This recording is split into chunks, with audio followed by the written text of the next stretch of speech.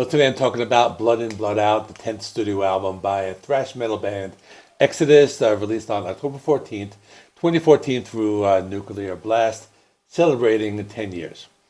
I put a poll on my community tab asking you all what album I should do, and this was in the lead all day. But the last time I checked, there was a three-way tie, so I'm putting it on the screen. The other two I will be doing probably maybe next week or at the end of the week. But this was the one that was in the lead, so that's why I'm doing it. This album has a lot going for it. We have a special guest appearance by somebody who I will tell you who it is later. I'm going to talk about the chart and also the lead singer, who is Zetro Souza, who is coming back like it's his second comeback. And I'll explain in a minute what I mean by all of that.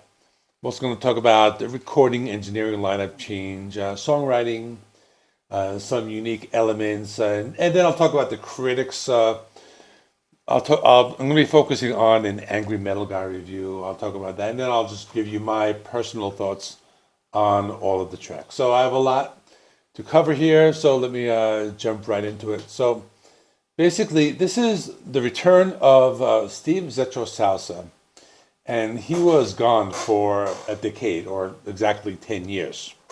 His last album was Tempo of the Damned from 2004.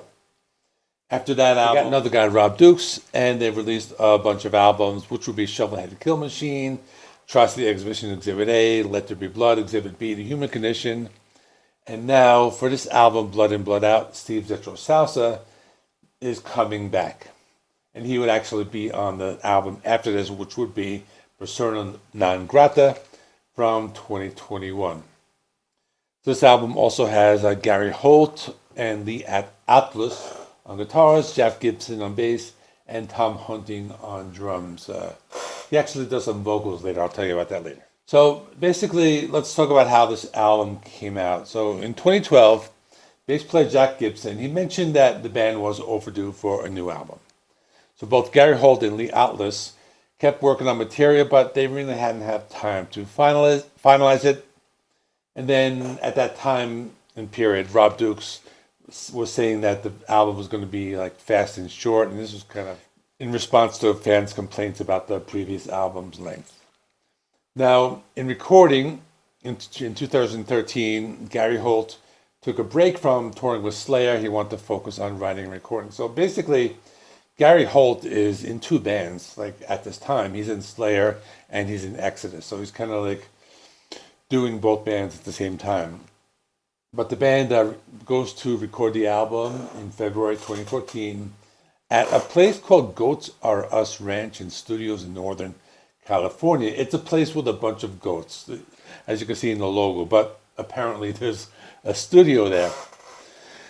Now, according to drummer Tom Hunting, he described this process as an old school writing process. So, now, as for the engineering, it was Jack Gibson, because he had experience with Pro Tools, so he took over as the engineer, because their last engineer was Andy Sneap, and I think he might have worked a little bit on this, but he was pretty much very busy, so Jack Gibson did most of the engineering. Talk about the musical style and direction.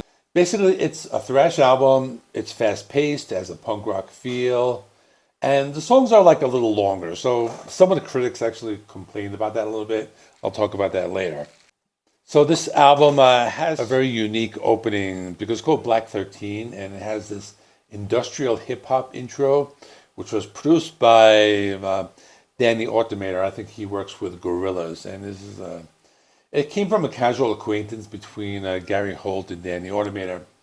So this comes right at the beginning of the album. Some people are going to put on the album, hear some hip-hop, and they're going to be like, all right, I'm out, I'm done. But that's a shame because it's a really good album. And it only like lasts for like 30 seconds or whatever. It's just something different. But I don't mind hip-hop on my thrash. Some people might not like it. Let's talk about the critics. So basically received mostly positive reviews. AllMusic's James Christopher Monger rated it 3.5 stars out of 5, and he praised its thrash energy. And BloodandRalph.net's Ray Van Horn Jr. gave it a 9 out of 10, noting the strong return of Souza and the retro thrash sounds. Got some pretty good reviews. Other reviews, all about the rock, 8 out of 10.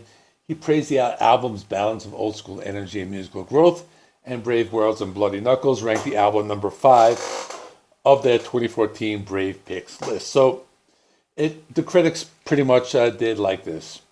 So let me talk more about the Angry Metal Guy review. He reviewed this back in 2014. His score was a 3 out of 5, so he had some good things to say about it and some bad things. So I'll go through it real quickly of the things that he said in 2014, because there wasn't a lot of thrash at that time, and he was happy with the return of Steve Zetro Souza. He also noted that the albums with Rob Dukes were a little different, a little more of a modern thrash sound, a little more polished. But the albums with Steve Zetro Souza were a little more old school, angry, had different type of energy, and they had a sound that sounded more like their older stuff, like Fabulous Disaster and the aforementioned Temple of the Damned. He also basically mentions that Exodus are giving you what you expect. They're not the type of band to experiment, change their sound. They did a little bit with that rap part in the middle, but that's like the furthest they went. Everything after this is just full, straightforward Exodus. And if you know the band, like they've always said, we don't do ballads. So it's all thrash, all heavy, it's all good stuff. Lots of riffs.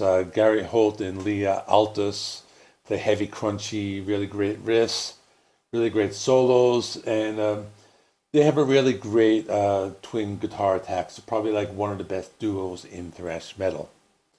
So as for the standout tracks, the Blood In Blood Out title track, Collateral Damage, that one's like really cool. He actually mentioned the band Dark Angel. He said the riffs were reminiscent of that, and Salt the Wound.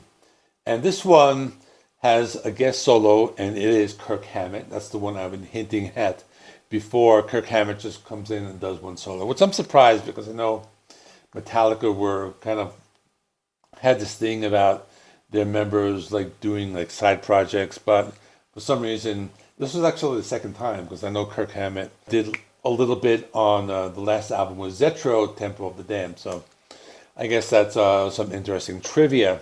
But anyway, talking about the Angry Metal Guy review, there were 2 tracks he didn't like that much, called My Last Nerve and BTK.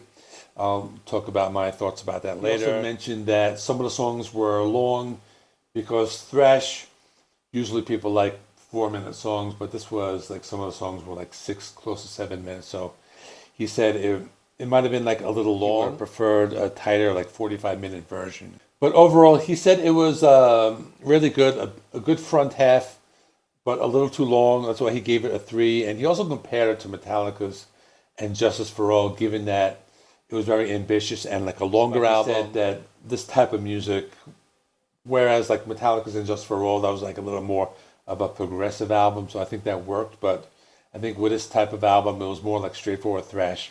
It could have been a little shorter. That was his only complaint. So now for my personal thoughts. I'm going to say I like Black 13. I didn't mind the hip-hop, so I didn't think that would turn people off.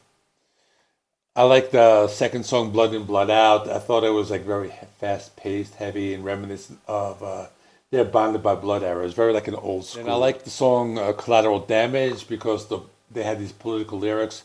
And this is where Tom Hunting really shines. He has some of his best drumming on this track. There's another track called Salt the Wound. I thought this was a good one, because lots of riffs, more of a mid-paced song, and it was more reminiscent of that Fabulous Disaster type of sound. And that was also the one with Kirk Hammett. There was another song with another guest, which I didn't mention before. It was actually Chuck Billy. He does some vocals on a song called BTK. The song was not too bad, maybe one of the weaker tracks. He does vocals, but you only hear him like for a few seconds in the chorus, so it's mostly Steve Zetro Souza doing the vocals. And if you're wondering what is BTK, it's a song about Dennis Lynn Rader, an American serial killer known as BTK, which is an abbreviation he gave himself for Bind, Torture, and Kill. Now, one of my favorite songs is called Body Harvest. I think I like it because the lyrics were just very interesting. They're about like harvesting organs. So I like the lyrics in that one. And it just had this old school thrash sound.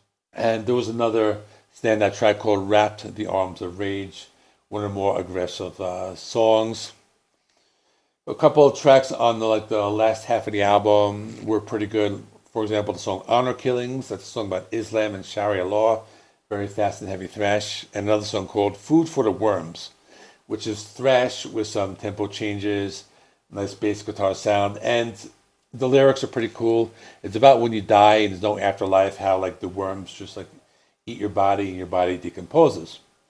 There's a bonus track on some of the CD editions, and it's "Angel of Death," a cover song, which is not Slayer, but originally the band Angel Witch, a new wave of British heavy metal band. And this one has vocals by Tom Hunting. So, very interesting song because it's a different type of song. It's not really a thrash song, and a different vocalist on the lead. So, that's it. So, now for my final thoughts. It's a solid album. I agree it's a little long, but it's over 1 hour music. For this type of music, for a thrash album, it's usually better to be like, between 30 to 45 minutes. So it's still a decent thrash album. It's solid. Not as good as Tempo of the Damns. I like Tempo a little bit better, but it's up there. I mean, it really ranks pretty high in their discography. It has a nice old school sound.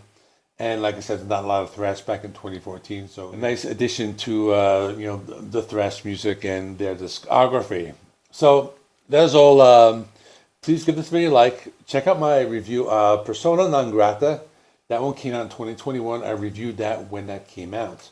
So that is the next album with Steve Zetro Souza, which came out about 7 years after this. So it wasn't the 10-year gap. Check that one out. Please subscribe. I do rock and metal reviews, rankings, and more, and all that good stuff. Thanks for watching, and I'll see you all in the next one.